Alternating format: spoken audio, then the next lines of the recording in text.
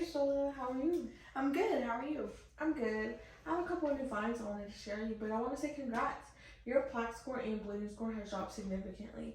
Your plaque score dropped from a 3.5 to a 2.4, and your bleeding score dropped from a 62% to a 45%. That's great. What have you done to make this happen? Well, those are some really good news. I've made some really significant changes to my routine, including brushing 2 times a day now for 2 minutes a day, using a floss pick, and even mouthwash. That's great, Shauna. I'm glad. Do you mind if we check out those brushing habits? Yeah, for sure.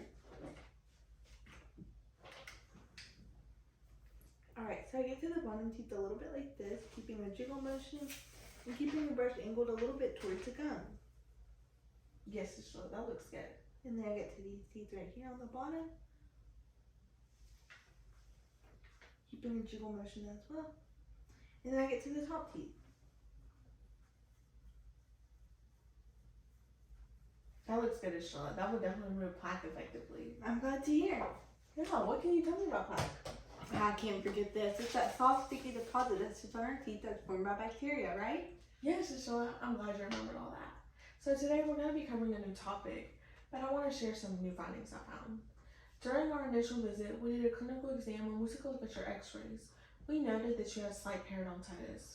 What have you heard about periodontitis? I couldn't give you an exact definition, but it might have something to do with all that bleeding in my mouth, right? That's a good guess, Estrella. It definitely correlates. Periodontitis is a type of gum infection. It has an effect on supporting bone. It is also referred to as gum disease. Where do you believe this disease originates from? Probably plaque buildup, right? Yeah, that's a good guess, Estrella. It definitely correlates. Periodontitis is actually a result of gingivitis. Have you by chance heard of that? I think so. I think before I stopped going to my dentist, he told me that all the bleeding that was going on in my mouth was caused by that gingivitis. Yes, that's right. So gingivitis is a result of plaque formation, of all the plaque buildup. Within a week of the plaque sitting there, we get gingivitis. However, gingivitis is reversible within that same time frame, a week. However, if we let gingivitis and keep progressing, the pockets get deeper and deeper. The plaque then has more room to go deeper and deeper, and it starts an inflammation process. That's where it starts to affect the supporting bone. Once it starts to affect the supporting bone, we lose the bone. It can't grow back. So periodontitis is not reversible.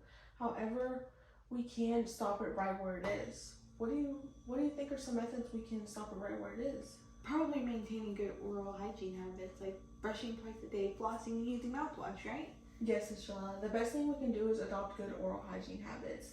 This will stop periodontitis right where it is and remove gingivitis if we do have that.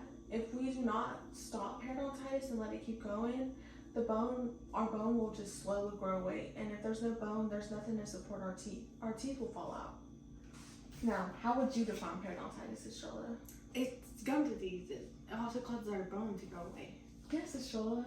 And what causes periodontitis? Causes periodontitis is that plaque buildup, which leads to gingivitis, and if gingivitis is left untreated, we get periodontitis. Exactly, Estrella.